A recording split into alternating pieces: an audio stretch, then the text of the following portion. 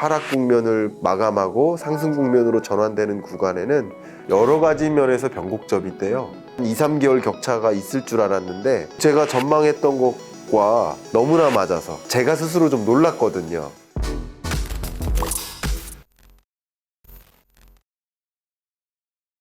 저는 매수해야 되냐 말아야 되냐라고 yes, no로 답변한다면 해야 된다라고 생각을 합니다. 여러 가지 생각들을 여러분 가져보실 수 있겠습니다만 여러분들이 생각하시는 고물가 시대잖아요. 고금리 시대예요. 현금을 들고 있는 과정은 쉽게 말하면 작년에도 10,000원이 있었고 올해도 10,000원이 있었어요. 근데 작년에는 10,000원으로 삼계탕을 사 먹을 수 있었어요. 근데 올해는 그 10,000원으로 삼계탕을 못 사 먹어요. 돈의 가치가 떨어지고 있죠. 그러니까 모든 것들이 오른단 말이에요. 금리도 오르고 물가도 오르고 집값도 오르고 결과적으로는 돈을 들고 있는 사람만 지속적으로 손해를 보는 국면이라고 저는 생각을 합니다. 삼계탕에 비유해서 말씀드렸듯이 집 가격도 마찬가지라는 거예요. 작년에 갖고 계셨던 5억이 올해 갖고 있는 똑같은 5억이라 하더라도 그럼 명목 가치가 같은 거죠. 실질 가치는 현저히 떨어져 있는 거예요. 그만큼 현금이 아니라 현물을 들고 있는 게 유리하다는 것이죠. 그런 관점에서 저는 완만한 상승세에도 무리한 대출에 의존해서 빚 갚는데 허덕이거나 상환 가능성이 떨어져서 연체하거나 이런 일이 발생할 것이라고 생각하지 않는 전제하에서는 하락 국면을 마감하고 상승 국면으로 전환되는 구간에는 정확히 내 집 마련의 시점이라고 생각합니다. 아유, 감사합니다. 아마 이 대답을 우리 구독자분들께서 아마 원했었던 것 같아요. 왜냐하면 지금 상황을 혼란스러우다 보니까 여러 전문가분들께서 또 서로 다른 의견을 또 얘기해 주시다 보니까 정확히 지금 상황이 언젠지가 좀 궁금했을 것 같고요.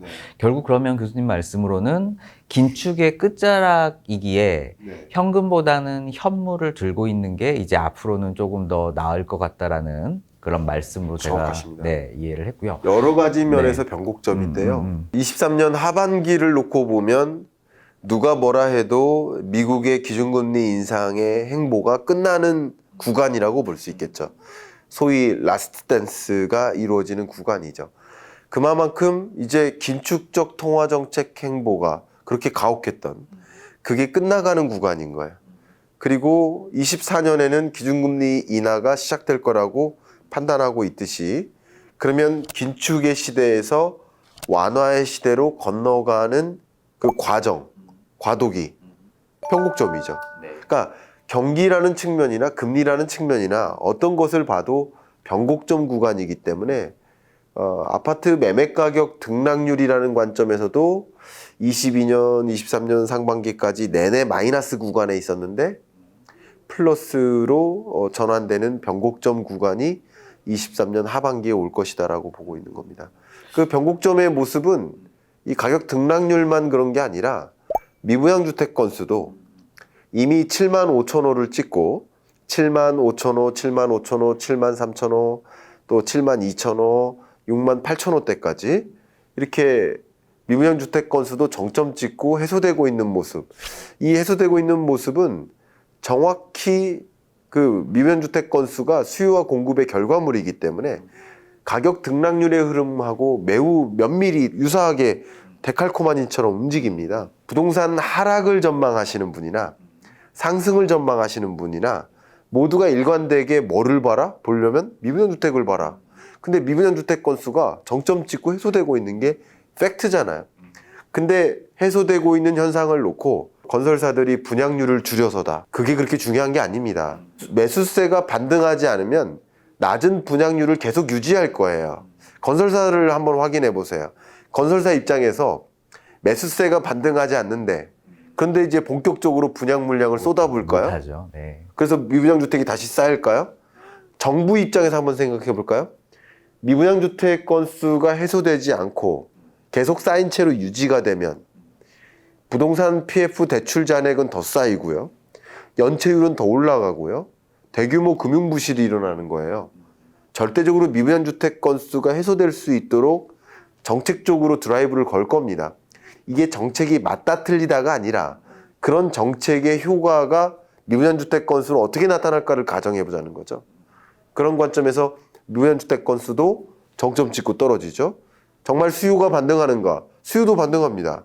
제가 계속 꾸준히 확인하고 있는 지표가 매월 한국은행의 주택가격 전망 CSI, 이 지표가 정확히 우리 국민이 바라보는 주택가격에 대한 전망입니다. 정확히 얘기한다면 이게 100을 통과하는 순간 오늘의 집값보다 내년 이맘때의 집값이 더 올라가 있다라는 국민의 마음이거든요. 그런 국민 스스로의 전망이거든요. 이 값도 100을 통과했습니다. 22년 10월 정도가 바닥이고요. 계속 100 밑에서 올라가고만 있다가 100을 통과하는 구간. 근데 저는 이제 작년 10월에도 전망서를 낼 때 말씀드렸던 것이 주택가격 전망 CSI가 100을 통과하는 구간, 전국 평균 아파트 매매 가격 등락률이 마이너스에서 0을 통과하는 구간, 미분양 주택 건수가 7만 5천 호까지 찍었지만 6만 5천 호 수준으로 떨어지는 구간, 그 위험선이니까요. 이 구간이 거의 만날 것이다라고 거시경제적인 관점에서 그렇게 판단하고 있는 겁니다. 근데 오히려 너무 제가 전망했던 것과 거의 비슷한 흐름이 지금 나타나고 있어서 제가 스스로 좀 놀랐거든요. 너무나 맞아서. 그래도 한 2, 3개월 격차가 있을 줄 알았는데 격차가 한 달 내로 같이 맞물려서 그렇게 움직이는 모습을 확인할 수 있습니다. 여러분들도 그런 것을 좀 생각해 보면 주택가격 역시 반등하는 흐름은 나타날 것이고 하반기에 다만 반등세가 매우 강하긴 어렵다. 매우 지지부진한 완만한 회복세가 전전될 것이다. 물론 이런 흐름에도 불구하고 지역마다 완전히 천차만별의 특징들이 나타날 거예요. 그걸 이제 저는 탈동조화라고 표현을 했거든요. 실제 지금 뭐 세종이라든가 과천이라든가 서울에서도 송파, 강남, 종로 이런 지역의 경우에는 9주, 10주 전부터 반등한 흐름을 나타나고 있어요. 다만 그런 몇 개 구가 아닌 한 6, 7개 구가 아닌 나머지 구는 여전히 하락하고 있습니다. 그래서 서울 아파트 매매 가격 등락률은 여전히 마이너스인 것 뿐이에요. 이렇게 지역별로 회복되는 수순을 거치기 때문에 여러분이 체감하시는 그 부동산 시장의 흐름은 제각각 다르실 것입니다. 거주하시는 지역이나 거주 유형, 빌라냐 아파트냐 일반 단독주택이냐 다 제각각 움직이는 흐름이기 때문에 우리가 관찰해야 될 것은 전국 평균 가격인 거고 그것의 기준에서 나의 집값은 어느 지점에 와 있나라는 것을 확인하실 필요가 있지 않을까 생각합니다. 자, 지금 한번 현실을 잠깐 보면 말씀해 주셨던 대로 지금 이미 지역 간 차별화 장세가 좀 이루어지고 있고 주식 같은 경우에도 뭐 삼성전자가 이제 7만 전자까지 가고 있고 뭐 에코프로 같은 2차 전지는 뭐 엄청난 상승을 지금 하고 있잖아요. 네. 그러면 지금 이 시점에서 우리 교수님 개인적으로 주식 부동산 중에서 어떤 투자를 좀 선호하세요? 실제 제 책에다가 말씀드렸던 걸 뭐 저도 그대로 이행을 하고 있는데요. 22년 한 해는 현금이라고 말씀드렸고 저도 현금을 갖고 있었고요. 굳이 적극적으로 투자하길 원하신다면 22년 한 해 특히 상반기까지는 원자재 사시라고 말씀 많이 드렸었어요. 인플레이션 시대에는 인플레이션에 투자를 하라. 인플레이션의 정점이 6, 7월이었고요. 그때까지는 원유 선물 ETF라든가 철, 비철금속, 뭐 알루미늄 뭐 이런 각종 구리 포함해서 비철금속 ETF라든가 이런 걸 갖고 계시면 좋겠다라고 의견을 드렸고 저도 그렇게 갖고 있었습니다. 6, 7월까지. 그리고 6, 7월 지나면서 다 정리해서 뭐 저도 전액 현금으로 들고 있었고 23년 하반기에는 부동산 시장이 반등한다고 제가 전망을 작년부터 했기 때문에 저도 역시 부동산 매수로 움직이고 있습니다. 지금 매우 열심히 알아보고 있습니다. 정말요? 아파트인가요? 아니면 뭐 다른 유형인가요? 지금 저는 이제 소유할 것을 아파트 형태로 할 것인가 아니면 상업용 부동산으로 할 것인가를 이제 비교하면서 알아보고 있습니다. 집합상가 혹은 뭐 빌딩 어떤 유형을 좀 보세요? 뭐 자산 규모가 뭐 크진 않기 때문에 중소형 상가를 중소형 상가로 생각하고 있습니다. 지금으로서는 네네네. 뭐 아파트도 괜찮고요. 중소형 상가도 괜찮은데 뭐 그 지역에 따라서 또 다른 흐름이 있기 때문에 자산 규모가 적은 게 아닌데요, 중소형 상가는. 소형 상가입니다. 네. 소형 꼬마 상가. 아, 네네. 예. 그러니까 아예 통으로 그냥 그 토지와 건물을 같이 사시겠다는 말씀이시죠? 그러고 싶죠. 네네. 예, 근데 물론 제 힘으로 사는 게 아니라 예, 은행의 힘을 빌려서 네네. 그럼 같이 사야죠. 그렇게 예, 사는 거죠. 예. 그래서 음. 은행 금리보다 그 건물이 주는 수익성 그리고 그 가치의 상승률 같이 고려하면 은행 금리보다 수익성과 가치 상승폭이 더 크다고 가정한다면 매수 시점이라는 거죠. 금리가 높다고 해서 무조건 아닌 게 아니라 그 금리를 견딜 수 있을 만큼의 수익성이 유지되고 그리고 그 건물이 혹은 그 부동산이 가치 상승이 계속 이어진다면 사실은 이건 금리도 높은 부담은 아니죠. 그렇게 생각을 하고요. 저는 항상 기회비용을 고려하거든요. 그 기회비용은 바로 금리입니다. 금리가 높아지면 기회비용이 높아지니까 과감하게 투자하기가 어렵죠. 그러나 이 매매 가격이 하락하는 구간에는 그 자체로도 마이너스 하락률이지만 이 금리까지 생각하면 굉장히 강한 하락이라고 볼 수 있거든요.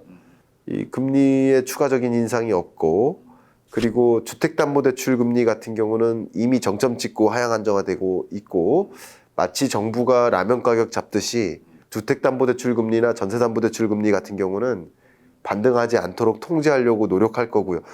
금융사에 계시니까 더 잘 아시겠지만 좀 그런 압력이 좀 있죠. 네. 엄청나죠. 네. 예. 다른 시중금리 전체, 신용대출금리라든가 시중금리는 반등할지라도 주택담보대출금리나 이런 부동산 성격의 금리는 통제하려고 들 것이기 때문에 이미 22년 10월, 11월이 정점이었다라고 생각을 하고요. 그런 것을 같이 가늠해서 투자 의사결정을 내리는 거죠. 그런 관점에서 저는 하반기에 그런 부동산 투자로 모든 걸 전환하거나 아니면 부동산 투자에 간접 투자하는 방법도 있기 때문에 리츠? 예, 리츠도 있기 때문에 그런 것들도 포함해서 이제 현금을 부동산으로 옮길 시점이 왔다라고 생각을 하고 있습니다. 투자 시점을 지금 좀 보고 계시는군요. 네, 그렇습니다. 혹시 뭐 보고 계신 지역 좀 공개해 줄 수 있나요? 그거는 공개하기가 네. 그럼 따로 이따 여기 끝나고 보이는 만나서. 지역 중에 하나입니다. 아, 정말요? 예, 예. 네. 여의도랍니다, 여러분. 여의도 아닙니다. 여의도 말고 저기 네네. 보이는군요. 김포, 상암, 일산까지 다 보이죠? 네네네. 예, 보이는 맞습니다. 지역 중에 하나입니다. 네, 역시 아직 덜 오른 지역이랍니다, 여러분. 네, 네. 역시 투자를 잘 하시니까 아마 좋은 결정 하실 것 같고요.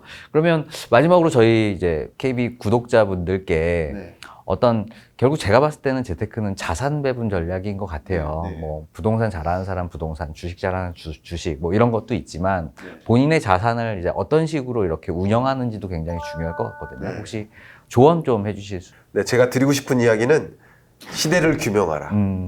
지금이 어느 시대인가를 구분하면 좋겠다. 그러니까 완화의 시대, 금리를 인하하는 시대, 낮은 금리의 시대일 때는 돈을 은행에 맡겨두면 안 되죠. 죄송하지만. 그때는 적극적으로 시장으로 돈을 옮겨야 됩니다. 자산가들이 그렇게 해요. 근데 반대로 긴축의 시대, 금리 인상기, 이때는 자산가들이 돈을 은행으로 다 몰고 옵니다. 그러니까 자연스럽게 주식이나 부동산 시장에서 돈이 빠져나오니까 주가도 조정받고 부동산 매매 가격도 조정받는 거라고 볼 수 있겠죠. 그때는 적극적으로 투자하지 않아야 되겠죠. 말 그대로 은행에 저축하는 게 가장 유리한 투자일 수 있다고 생각합니다. 근데 역시 긴축의 시대에서 완화의 시대로 전환되는 그 변곡점 구간에 놓여져 있기 때문에 그 구간에는 또 적극적으로 자산시장 중에 어떤 자산시장, 뭐 어떤 자본시장, 그쪽으로 돈을 옮길까를 준비하고 채비해야 될 시점이라고 볼 수 있는 거죠. 그래서 여러분이 완화의 시대인가, 긴축의 시대인가, 그것으로 건너가는 변곡점 구간인가, 이런 것을 구분하시면서 그 시대에 걸맞는 자산 포트폴리오를 가지시면 됩니다.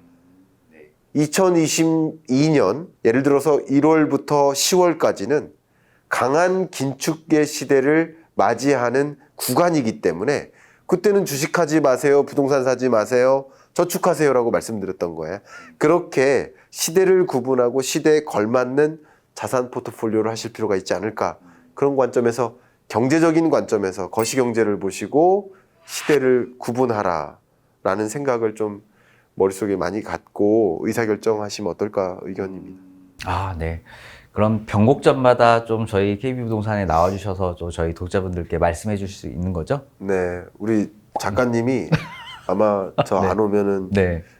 더 안 좋은 네. 별칭을 불러주실 것 같아서 네. 저한테 네. 요 얘기는 안 하겠습니다. 네. 아이고, 네. 네. 오늘 저희 김강석 교수님 모시고서 세계 경제 전망에서부터 자산 관리 전략까지 정말 소중한 그런 말씀 좀 들었는데요. 자, 오늘 영상이 좋으셨다면 구독, 좋아요, 알림 설정 좀 부탁드리도록 하겠습니다. 감사합니다. 감사합니다.